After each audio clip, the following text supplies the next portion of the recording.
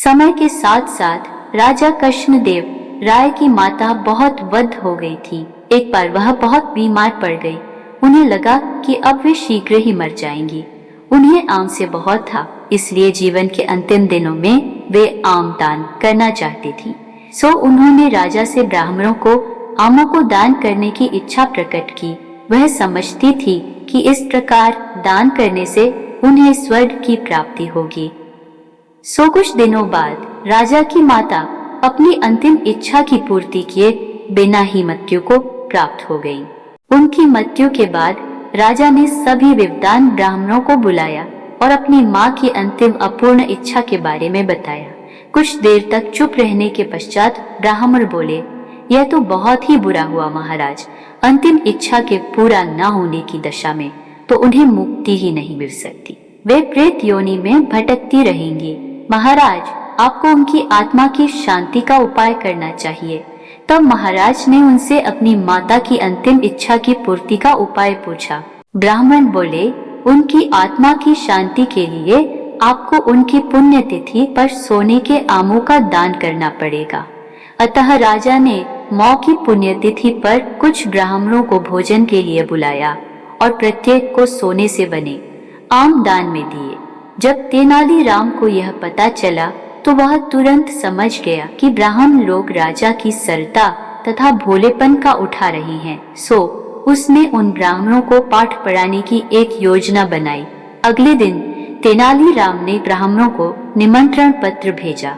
उसमें लिखा था कि तेनालीराम भी अपनी माता की पुण्यतिथि पर दान करना चाहता है, क्योंकि वह भी अपनी एक अधूरी इच्छा लेकर मरी थी।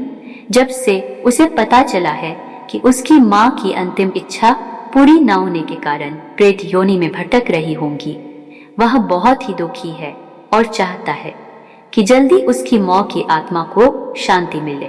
ब्राह्मणों ने सोचा कि तेनालीराम के घर से भी बहुत अधिक दान मिलेगा, क्योंकि वह शाही विदूषक है। सभी ब्राह्मण निश्चित दिन तेनालीराम के घर पहुंच गए। ब्राह्मणों को स्वादिष्ट भोजन परोसा गया। भोजन करने के पश्चात सभी दान मिलने की प्रतीक्षा करने लगे। तभी उन्होंने देखा कि तेनालीराम लोहे के सलाखों को आग में गर्म कर रहा है। पूछने पर तेनालीराम बोला, मेरी मां फोड़ों के दर्द से परेशान थी। मृत्यु के समय उन्हें बहुत तेज दर्द हो रहा था।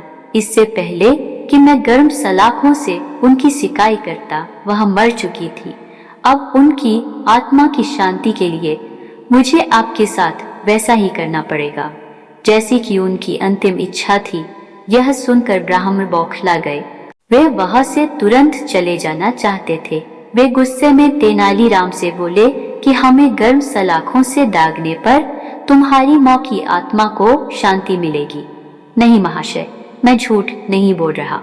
यदि सोने के आम दान में देने से महाराज की मौ की आत्मा को स्वर्ग में शांति मिल सकती है, तो मैं अपनी मौ की अंतिम इच्छा क्यों नहीं पूरी कर सकता। यह सुनते ही सभी ब्राह्मण समझ गए कि तेनालीराम क्या कहना चाहता है। वह बोले, तेनालीराम, हमें क्षमा करो, हमने सोने के आम तुम्हें दे देते हैं, बस तुम हमें जाने दो। तेनालीराम ने सोने के आम लेकर ब्राह्मणों को जाने दिया, परंतु एक लालची ब्राह्मण ने सारी बात राजा को जाकर बता दी। यह सुनकर राजा क्रोधित हो गए और उन्होंने तेनालीराम को बुलाया।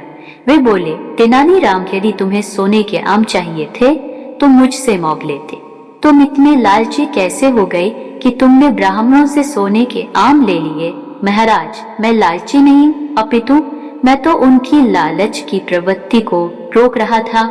यदि वे आपकी मौ की पुण्यतिथि पर सोने के आम ग्रहण कर सकते हैं, तो मेरी मौ की पुण्यतिथि पर लोहे की गर्म सलाखें क्यों नहीं झेल सकते। राजा तेनालीराम की बातों का अर्थ समझ गए।